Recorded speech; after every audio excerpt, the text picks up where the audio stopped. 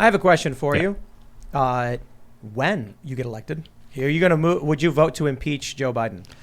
I don't think impeachment is good, especially because we'd get Kamala running the show, and that would be bad. Yeah, but I mean, I guess my issue with that is, do you just let someone get away with illicit activities because someone else might be worse? Or do you just say we have to uphold the law regardless of the outcome? I kind of like the latter more. After we saw Democrats basically waste 2 years of the Trump presidency trying to impeach him twice, I'm not really convinced it's that effective a thing to do. I'd much rather expose corruption and sort of see where that goes. But yeah, I think after seeing how destructive impeachment is, there's no doubt the Biden administration is lawless and has been promoting lawless activity since he was a presidential candidate. I don't know how effective a use of our time that is. So before he becomes president, or in the previous administration, in the previous administration, Hunter Biden is on the board of an energy company.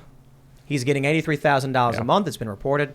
Victor Shokin, the prosecutor, was investigating Mykola Zlochevsky, the founder of Burisma. I believe there are around a dozen or so open active investigations. Some were like temporarily suspended or on hold, but they existed. Matthew Taibbi reported that, so fact check me on that one because I may have the numbers wrong. Joe Biden comes in after an email was sent between one of these consulting firms, and then he tells the president to fire the prosecutor, otherwise he's going to withhold $1 billion in aid from the U.S. government, which he doesn't have the authority to do. So Joe Biden is doing what is very obvious and most people believe should be investigated. Donald Trump said, take a look into this, and what happened? They impeached him for it.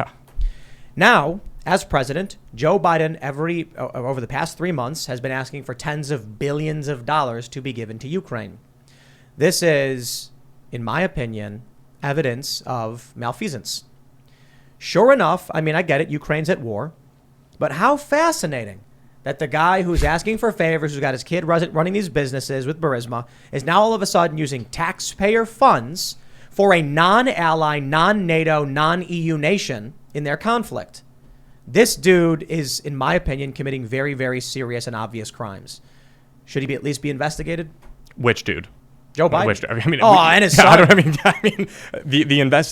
Yes. We obviously have to look into any possible corruption. I think he should be impeached. Yeah. I think my opinion on it go on. is that he's stealing money from the taxpayer to pay off his buddies, and that's what he's been doing since the beginning of this whole operation.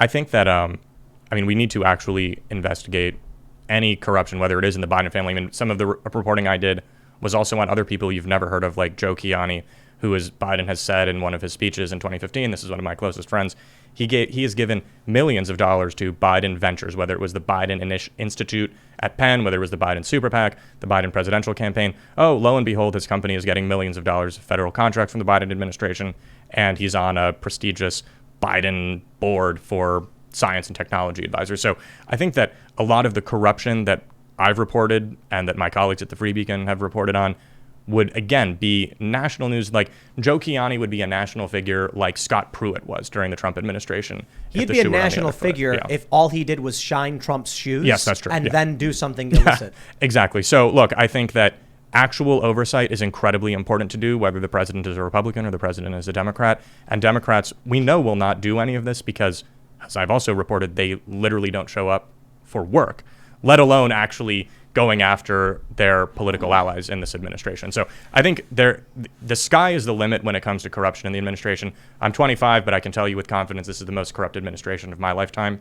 And I think it's important for us to show the American people of that. So anyway, to your question, that is an issue, is forcing good government, but then also stopping the reckless spending that's destroying our economy via inflation that the administration denies, crushing communist China, stopping giving Iran nuclear weapons, actually promoting American jobs and American energy.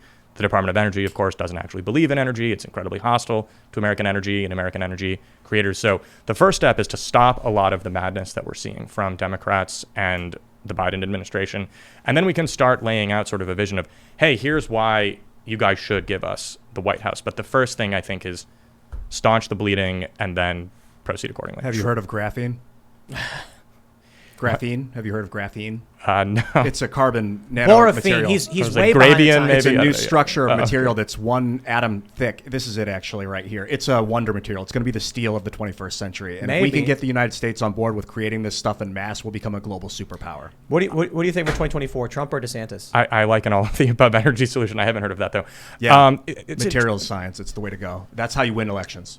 I like it. I think 2024 is light years away. So let's, like right now, the most important election for me is July 19th in this primary, then November 8th.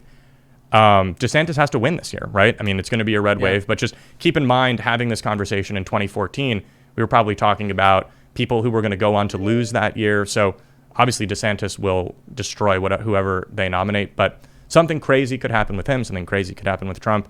So first, let's have the red wave. Like, we can't take advantage, like, we can't forget that we have an election this year by getting distracted by the shiny object of 2024 yet. We got to win this year. How much of it is like what idealistic, what you want versus the political game, the football game of who's there, how can I get this many people to do that? That's a really good question. I have no idea. I'll come on as a member of Congress and I'll get back to you on that. I literally don't know.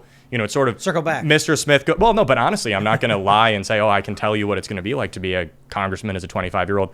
I am incredibly idealistic, and maybe that means I'm somewhat naive. But I think that having people go who want to get in there on day one and start investigating corruption and making a difference, you know, it matters who we elect, right? That's why I jumped in this primary, is I was like, look, I'm 25, but I have no doubt done more to expose Democrats' corruption and malfeasance than anyone else in this race, and that's why we have to actually send someone to Washington who wants to do that. I think the problem that many of us see the Democrats' corruption is fairly obvious. I mean, look, Jimmy Dore, who's a leftist, and he rags on the Democrats all day and night. Even Hassan, he rags on the Democrats all the time. I think we all can see the problem with Democrats. The problem I have with Republicans is that they're a barrier preventing actual pro-American worker politicians from getting in. You see what's happening with Robbie Starbuck in Tennessee. Absolutely. The machine of the Republican Party just wants to be a machine, a fat, gluttonous, power-absorbing machine that does nothing to help anybody. And we heard this from, I think it was Thomas Massey, Marjorie Taylor Greene, the Freedom Caucus, basically that, actually, no. Who was the other guy we had on from the Freedom Caucus? I don't remember his name. Was it Randy something? Yes, it was Randy Weber. Randy Weber. Yeah. I think it was him. He was saying that he could have been the vote to repeal Obamacare, but they were like, no, don't do that, because we need the issue. We need to pretend we're fighting against something. That's the problem I see with Republicans. I think Democrats are the same way, but so long as we have the standard Republican leadership, nothing's going to change. Well, that's why I think it's important that we actually not only flip the House, but it depends who we're sending there. And so, you know, when I'm talking to people, when I'm going knocking on their door, say, oh, you're 25, that's really exciting, but, you know, what can you actually do? And I say, look, yeah, you're right. I'm 25, but I think sort of our generation of people is not as beholden to sort of that type of politics as we've been used to for, I think, all of our lives, whether it's because we're way too idealistic or already way too cynical and black-pilled. You know, I think a lot of the same old doesn't really fly with us. Here's what I think is going to happen. Yeah. I think if you do get in, and you do not go after Joe Biden with impeachment, investigations, and an attempted conviction, then it's going to be the Republicans being like, we don't want to destroy everything. We don't want to waste time. And then the Democrats will keep doing it. Yeah. Then the leftists will claim the Republicans are the scorched earth party while the Republicans are the Washington Generals. And then I see people like Kyle Kalinske claim the Democrats are actually the Washington Generals. And I'm just like, yo, in 2016, after the midterms, when the Republicans had basically everything, they went along with Russiagate. When Donald Trump sees obvious issues with Ukraine, he gets impeached and the Republicans do nothing. When it comes to the 2020 election across all of these states, Republicans cut deals with Democrats to change voting laws. If the Republicans are unwilling to play politics in the same way, then it will be the same thing. Democrats will keep steamrolling. We will keep seeing changes that are negative. It is just a slow roll. And in 20 years, Republicans will be transgender communists who have sacrificed all their values because they'll keep lurching leftward.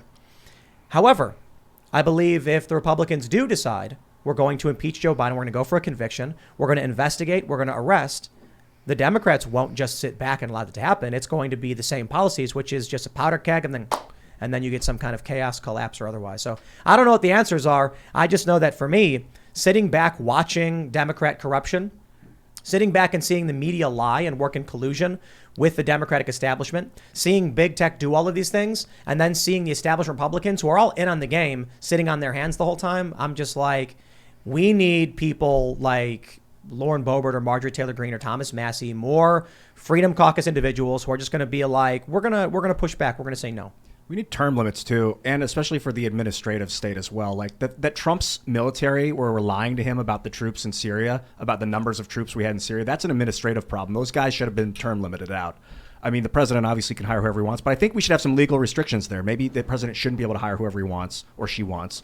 But a lot of those people you're talking about are not hired by the president. A lot of those people are these career, that sort of is where the deep state is from, is these career people who are actually explicitly not hired by the president, right? Those are the careers. The people hired by the president are the politicals. That's where you have, when you're a Democrat, you have two forces aligned in your favor. You have the career employees and the political appointees. When you're a Republican, especially when you're Trump, you have the careers aligned against you, and then you have your political appointees. So you're still fighting your own government employees who are also impossible to fire when they're doing a bad job. But being able to reform the career hires in the government would be a huge win for taxpayers, for the government transparency, for anything like that. How do you get anything done? It's like there's like 10 members of Congress who are actually like, hey, maybe we should change this. And everyone else is like, don't rock the boat. We get to eat at steakhouses. The government pays for it. I want to go home. It is a problem with both sides, obviously, of just sort of the lackadaisical attitude as we have these massive problems. But again, that's why it's important for any voter in any district in the country to go sort of ask the people who are asking for their vote, hey, what do you plan on actually doing when you're in there? And that's why I can say in good conscience to voters, yes, I understand. I'm 25. But look at what my reporting has already done. When it's something like education, for example, I got the governor of Tennessee to quash planned social justice grants at state schools in Tennessee. A professor reached out to me. He said, hey, I teach at the University of Memphis, which is a public school in Tennessee.